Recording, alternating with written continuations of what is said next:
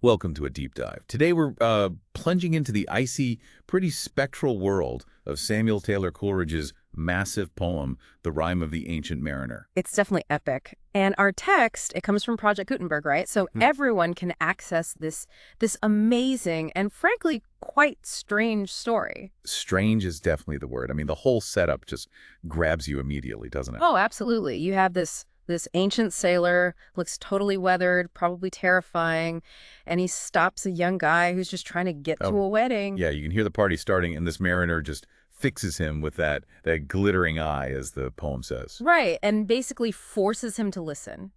Completely compels him, and the story itself. A disastrous sea voyage, horrifying supernatural consequences. It's a lot. So that's kind of our mission here in this deep dive, to, really unpack this incredibly vivid narrative. We're not just going to follow the plot No, points. we need to get into the layers, the symbols. What's the core message in this confession he's forced to make? Exactly. So let's dive in. Let's Yeah. follow the mariner's account, just as he tells it to that poor wedding guest. Okay, so it kicks off pretty cheerfully, actually. Right. The ship leaves the harbor. Everyone's happy. The mariner says the ship was cheered. The harbor cleared. Merrily did we drop. You get this sense of optimism. Below the kirk, below the hill, below the lighthouse top. Yeah, heading south, sun's in the right place, everything seems normal, maybe even good. But, uh-oh, that doesn't last long. Not at all. A storm hits, and it's described as a tyrannous and strong storm. It blows them way, way south, into the ice. And the descriptions Coleridge uses there. Wow. So stark. Icebergs mast high, he says. And that color, green as emerald. Yeah, it's beautiful but terrifying. And the sounds. It cracked and growled and roared and howled. It's like nature itself is this huge, overpowering force, almost violent. Totally overwhelming. You feel how small they are. And then into this incredibly desolate landscape. Comes the albatross. Yeah, this bird just appears. And the way the mariner talks about it, Hmm. it's almost like religious reverence, as if it had been a Christian soul. Exactly. They hail it, welcome it. It feels like a good omen, you know? A bit of life and hope and all that ice and bleakness. And good things happen. It eats with them. The ice splits so the ship can get through, And crucially, a good south wind starts blowing. It seems like the bird brought them luck, companionship, salvation almost. which makes what happens next just so shocking and abrupt. Totally. The mariner just states it flat out. With my crossbow, I shot the albatross. Boom! And there's no reason given. Not really. Not then. Just Right. the act itself. Killing this thing they'd hailed as a soul, this symbol of hope. It feels like such a violation. It's jarring because it seems so pointless. Why do it? Was it boredom? Malice? We don't know, but it's clearly a crime. Against nature, maybe against God, against that hospitality they showed it. And the payback is immediate. Like, bam. Yep. That good south wind, gone, just stops. And the ship, completely stuck, becalmed. That line is so famous. As idle as a painted ship upon a painted ocean. Just absolute stillness. Dead calm. And then the suffering really begins, but it's a different kind. It's not the storm anymore, it's stagnation, drought. Oh, that's maybe the most famous bit. Water, water everywhere, nor any drop to drink. The ultimate irony. Surrounded by unusable water. And the sea itself turns foul, rotting. Coleridge talks about slimy things crawling on it and these weird, eerie death fires dancing on the water at night. Nature turns actively hostile, corrupt. And the crew, how do they react? It shifts, doesn't it? It does, and it's really telling. First, they're furious with the mariners, of course. You know, killed the bird that made the breeze to blow. Makes sense. But then the weather changes again. The fog clears, and they completely flip. Right. Suddenly they decide, oh, actually, he killed the bird that brought the fog and mist. So now shooting it was a good thing. They become complicit. They endorse the crime after the fact because the immediate circumstances seem better. Exactly, which means they share the guilt in a way. But the main weight, the physical symbol of it, that falls on the mariner. Yeah, the crew hangs the dead albatross around his neck. Instead of the cross, the poem says. It's heavy symbolism, this dead weight of his sin, right there, replacing any symbol of faith or protection. So they're stuck, dying of thirst. The sea's horrible. He's got this bird around his neck. Mm-hmm. It's bleak. And then it gets weirder. And much, much worse. The spectral ship. Mm-hmm. A ship appears out of nowhere. Looks like a skeleton ship, moving without wind. And on board, just two With figures. And lice and death Yeah, chilling concept. Yeah. And they're gambling, playing dice. for the crew souls. Right. And death wins the crew, but life and death, She wins the Mariner. And the description of her skin was as white as leprosy. The nightmare life and death was she. Gives you chills. It really does. What does that even mean? To be won by life and death. It sounds worse than just dying, like some kind of endless living torment, cursed existence. Which is pretty much what unfolds. The crew starts dropping dead. All of them. 200 men, 4 times 50 living men. The poem counts them out. They drop down one by one.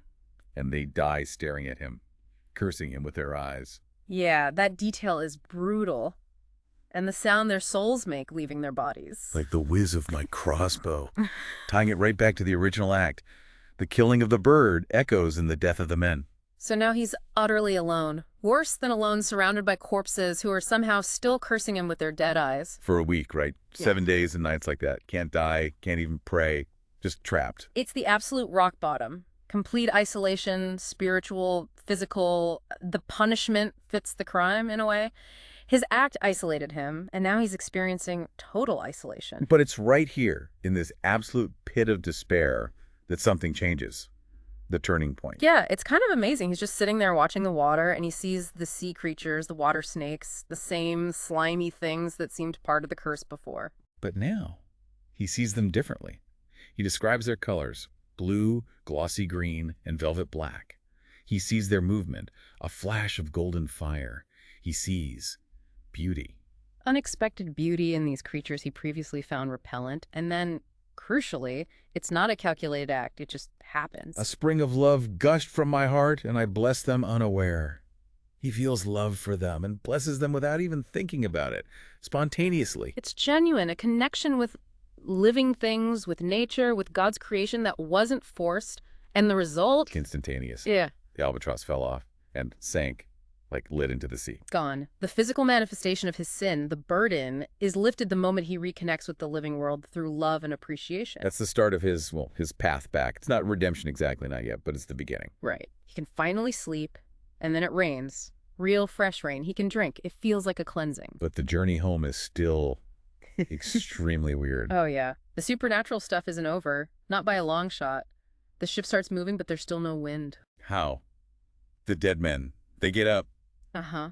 The corpses stand up and start working the ship's ropes like this ghastly zombie crew. But the mariner clarifies, right? It's not their souls. The souls are gone. These are spirits blessed, angelic beings or something, inhabiting the bodies. Yes, which is somehow even stranger, and there are these beautiful, sweet sounds associated with them, like music from these animated bodies. The whole ship is now this site of eerie spiritual activity. It moves incredibly fast, then stops suddenly, and he passes out, falls into a trance. And while he's out, he hears 2 voices talking. Spirit voices, presumably. Discussing him, his fate. What do they say? Basically, they confirm part of his penance is done, because he finally showed love for creation. But they also say, penance more will do. It's not over. So the suffering will continue, just maybe in a different form. Seems like it. Then, the ship is guided home, not by the spirits in the bodies, but by another spirit, pushing it from underneath. And as they get close to the harbor, back to his home port, there's another strange vision. The Seraphim. Angelic figures standing on each corpse, like living signals, beacons of light, guiding them to land. It's this mix of the holy and the horrific again. So people see this ship arriving, a rescue boat comes out. Yeah, the pilot, his son, the pilot's boy, and a local hermit, a holy man who lives in the woods. And the mariner feels this intense need. He knows he has to confess to the hermit, to be shrived, forgiven. But even the rescuers see weird things before they get there. The ship looks odd. The sails are described as thin and sere, like skeletons of leaves. The supernatural aura is still clinging to it. And then the climax of the return. Just as their little boat reaches the ship. Whoosh! The ship just sinks. Instantly. Makes a huge sound and goes down like lead. Gone. Just vanishes beneath the waves. They manage to pull the mariner out of the water into their boat. But the experience completely freaks out the rescuers. The pilot has a fit. The boy goes kind of crazy for a minute, laughs hysterically and says something like, "Ha ha," quoth he, "full plain I see. The devil knows how to row." They've glimpsed something terrifying in the mariner, or in what happened. Definitely.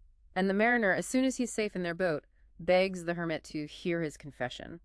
He needs to tell the story. And this is where we find out about that penance more. His ongoing punishment. Exactly. It's not prison. It's not more thirst. It's this recurring agony of physical and mental pain that forces him, at unpredictable times. To find a specific person. Yeah, Someone he just knows he has to tell. right. He recognizes them by sight. And the agony doesn't leave him until he tells his entire story. That person must hear it. The telling is the penance. He's cursed to wander the earth, essentially, and Hmm. compelled to confess again and again, bearing witness. Which brings us right back to the beginning. The wedding guest. That's why he was stopped. He was the chosen listener this time. The mariner finishes his story, and the effect on the guest is huge. Yeah, he doesn't go into the wedding party after all that. He leaves like one that hath been stunned, changed.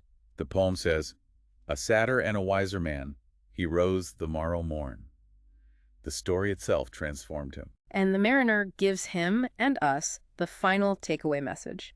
The moral of the story boiled down. He prayeth well, who loveth well, both man and bird and beast. And even more broadly, he prayeth best who loveth best, all things both great and small, for the dear God who loveth us, he made and loveth all.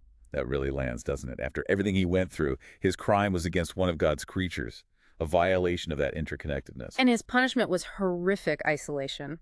From God, from nature, from other people. His path back started only when he could genuinely appreciate and bless all living things, even the snakes. It maps it out so clearly.